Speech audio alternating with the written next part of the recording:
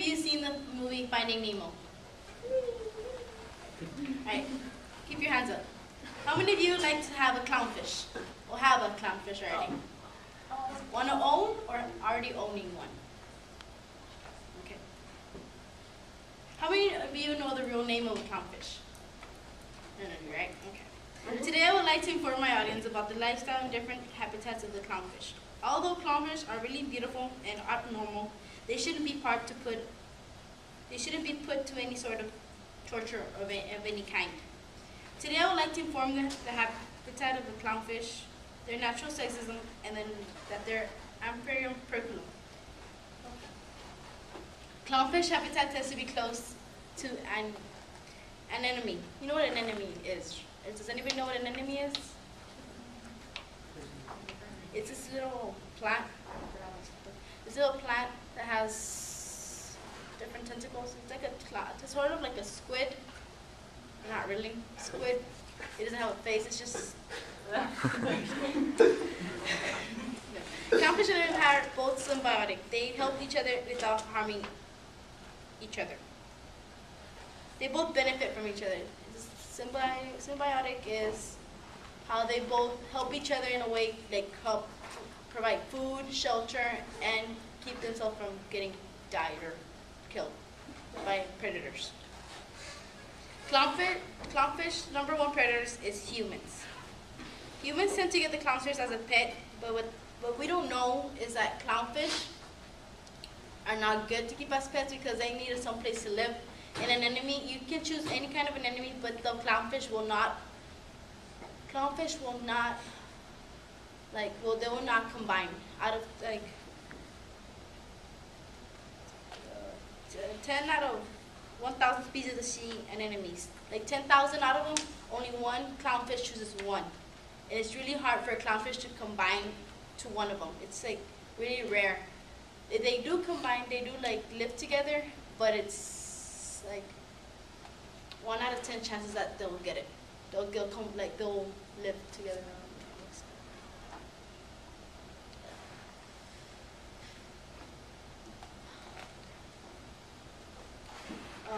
If you have a clownfish at your house, some of you raise up your hands when you have clownfish. Clownfish tend to live in an aquarium up to 3 to 5 years.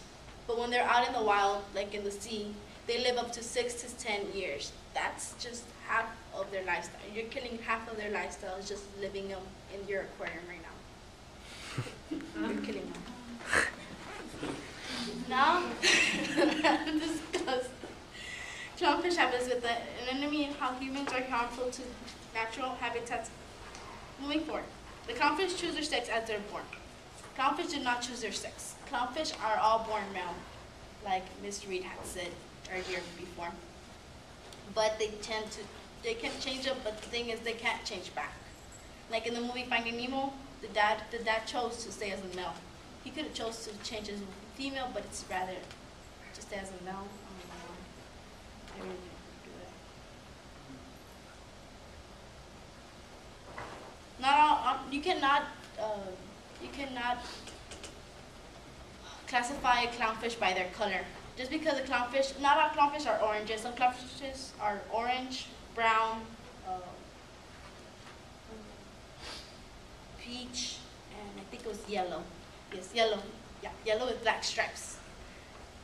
And not all of them, not just because one's brown doesn't mean they're male or female.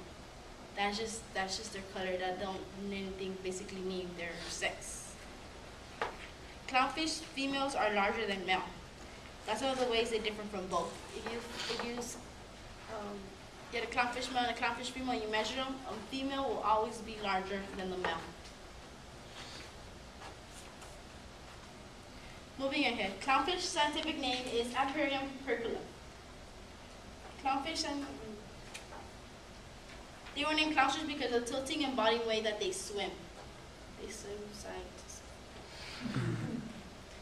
Clownfish are not known for telling jokes. Clownfish are not known for telling jokes. Not like the movie, he always tells a joke. They're not known for that. They look clowny because of their colors. That's true, I have one there. to be funny for the way they hide in their anemone. How they goes running around there, and the anemone, they goes running around back and forth. How in the movie Finding Nemo, he was like, go in, and then go out. Go in, and then go out. And he was trying to go to school, the boy was just outside waiting for the dad. Clownfish are located in salt water. Okay, now that I've been discussed the clownfish nickname, the reason why humans are the #1 predators and why their scientific name, their habitat, and why humans are #1 predators, I'll come to a conclusion. Today we learned that it's not good to have a clownfish as a pet.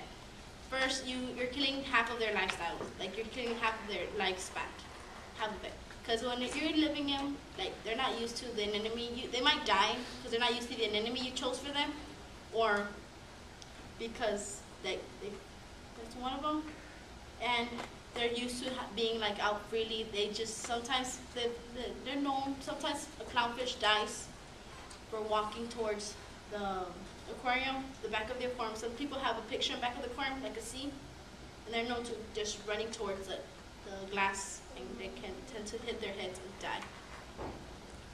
I'd like to add something on that. I once had a clownfish of my own, and it died on me because I chose the wrong anemone, and I researched on it, and they told me because anemones are really hard for them to combine together, and I didn't know that, so I bought whichever one, and just like, it was a brown, I didn't know it was a clownfish until like I researched it later on today. And I knew I had an orange and a little brown one, but I didn't know the brown one was a clownfish until later on. I researched on this, and I was like, oh, it's a clownfish too. No wonder they were mating. And they had little eggs in the little thing. Yeah, I gave it away though. Anyways, that's it. Just keep on swimming.